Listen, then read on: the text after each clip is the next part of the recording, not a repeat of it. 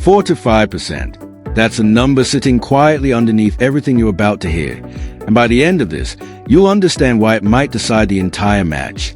Right now, in Cincinnati, a rematch is forming that most people will scroll past without a second thought. 17th seed against a qualifier should be routine, except 2 years ago. These two players stood on a court together, and the lower-ranked one walked away the winner. That result is still on the record, and the woman who delivered it is back, holding the same weapon she used the first time. The question nobody's asking yet is whether that weapon still works. Alex Eala arrives in Cincinnati carrying the kind of form that turns heads. She won the Washington 500 title without dropping a step to Qin Wenjing, Leylah Fernandez, Elena Svitolina, and Naomi Osaka before closing it out against Jessica Pegula in the final. That final wasn't clean. Eala lost the first set 6-4, then answered with a 6-4 set of her own. And then something happened in the third that tells you more about her than any ranking point could. She won at 6-0. 6 games in a row against one of the best returners in the world, delivered at the exact moment most players start feeling the tournament in their legs. That's not luck. That's a switch flipping, but Washington was only half the story. Cincinnati sits at the end of a brutal stretch, and to understand what Eala is walking into, you have to look at what came right before it. After Washington, she went straight into Toronto, won her first 2 matches against Alicia Parks and Katie McNally, and then ran into Belinda Bencic in the round of 16. She lost that one 6-4, 6-0. Read that scoreline again. 8 games to Bencic's 12, with the back half completely one-sided. In the 14 days leading into that loss, Eala had played 8 matches across 2 tournaments, 5 of them going the distance to 3 sets. By the time she faced Bencic, she'd lost 10 of the final 11 games of the tournament. Something had drained out of her, and it wasn't confidence. It was fuel. Here's where the story quietly shifts. Cincinnati gave her the one thing Toronto never could. Time. A first round by men, her last competitive match, was against Bencic on August 10th. Her match against Ruse doesn't happen until August 15th. 4 full days without a ball being struck in anger. 4 days to let the legs recover, the mind reset, the body remember what it felt like in that third set against Pegula instead of what it felt like collapsing against Bencic. Whether that's enough time is the first real unknown hanging over this match. It might be. It might not be. Nobody finds out until she's actually moving on the court again. On the other side of the net is Elena-Gabriela Ruse, and her path into this match tells a very different story. She opened Cincinnati against Magda Linette and dismantled her, 6-0, 6-3. The numbers behind that win are almost aggressive. 8 break points created, 6 converted, 30 return points won in a match that lasted just 15 games. That's not a player easing into a tournament. That's a player who found her rhythm immediately and never let it go. If you only looked at that scoreline, you'd think Ruse is playing the tennis of her life right now. Then you look at her serve, and the picture changes completely. Ruse landed just 45% of her first serves against Linette, 23 out of 51. 5 double faults along the way, against a lower-ranked opponent who couldn't consistently punish that vulnerability. It didn't matter. The return numbers covered for the serve numbers. But Eala is not Magda Linette, and that 45% figure isn't a one-off either.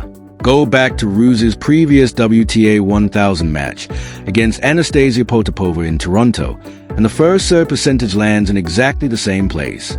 45%, twice in a row. At the highest level she plays, Ruse has struggled to find her first delivery.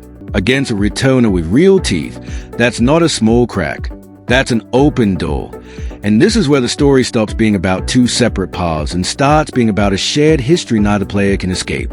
In 2024, in the 3rd round of US Open qualifying, these two met for the only other time. Ruse won it, 3-6, 6-1, 6-4. Eala actually took the first set.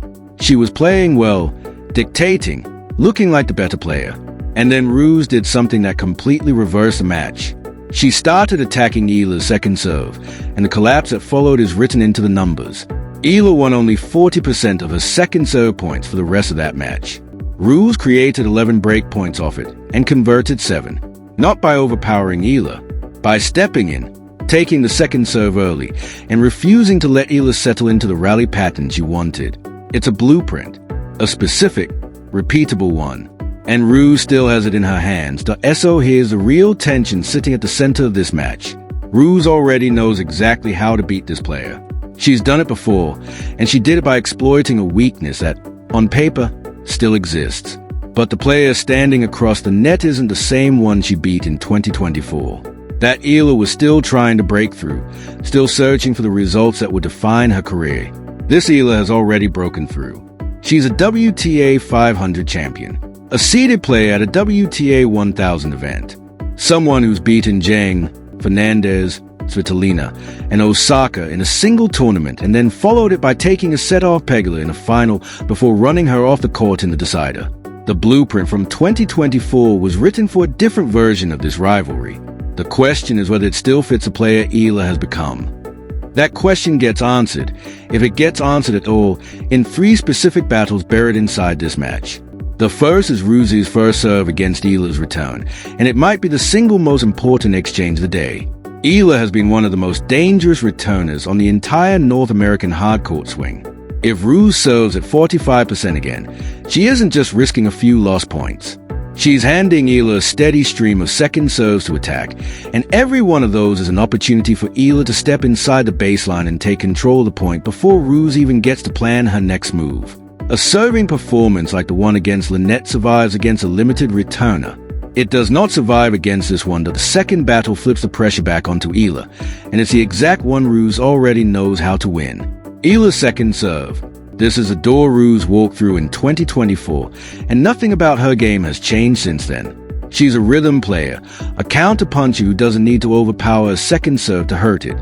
She just needs to step forward, absorb the pace, and turn a single shot into a long baseline argument. If Eala's legs are even slightly heavy from the Toronto stretch, her second serve is the first thing that will show it, and Ruse will find that crack faster than anyone else in the draw.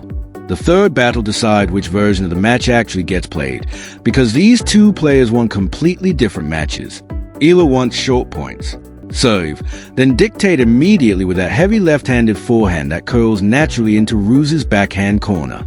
She's not hunting a first strike winner. She's hunting depth and spin that pins Ruse behind the baseline until the ball sits up just enough to redirect. Ruse wants the opposite. Long rallies, extended exchanges that test recovery and turn the match into a physical grind rather than a series of clean strikes. If the point stays short, the advantage belongs to Eala. If Ruse can consistently stretch rallies past 7 or 8 shots, this stops being a mismatch and becomes something far more competitive. 3 numbers keep circling back through all of this, and they are worth holding on to. 4 to 5%, Ruse's first serve rate in back-to-back WTA 1000 matches, the crack that hasn't closed. 40%, Eala's second serve points won the last time these two players met, the exact area Ruse already knows how to exploit. And 6 love, the third set Eala produced against Pegula in the Washington final, proof of a ceiling she can reach when her body and her focus are both fully there. Every version of how this match could unfold runs through one of those 3 numbers. So who wins this? My pick is Eala, 6-3, 6-4. The deciding factor isn't talent, it's opportunity. A player serving at 45% simply hands out too many chances against someone who returns like Eala does right now, and 4 clean days of recovery meaningfully reduces the one real threat hanging over her, which was fatigue. That doesn't erase the physical toll of Washington and Toronto entirely, but it gives her a real window to arrive at this match closer to the player who beat 4 elite opponents in a single tournament than the one who lost 10 of 11 games to close it out. But make no mistake, Ruse is a genuine path to the upset, and it isn't a small one. If those legs are still carrying the weight of that 8-match stretch, the first serve that's already misfired twice in a row could misfire again, and this time against someone who will punish it far more efficiently than Lynette did. If that happens, Ruse doesn't need to reinvent anything. She just needs to do what she already did in 2024, attack the second serve, stretch the rallies, and turn a clean, fast match into a long physical fight on her own terms. She's already shown in this tournament that when her return game gets going, it can dismantle an opponent in under an hour. The 2024 result tells you exactly what Ruse is capable of doing to Eala.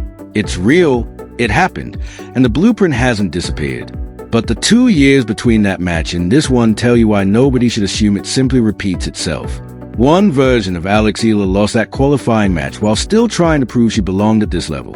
A different version of her walks into Cincinnati, having already proven it, against players ranked far above where Ruse currently sits. The tools Ruse used to win in 2024 are still sitting there, waiting to see if they still fit. Cincinnati is about to tell us whether history repeats itself, or whether the player who once lost to this exact blueprint has finally outgrown it.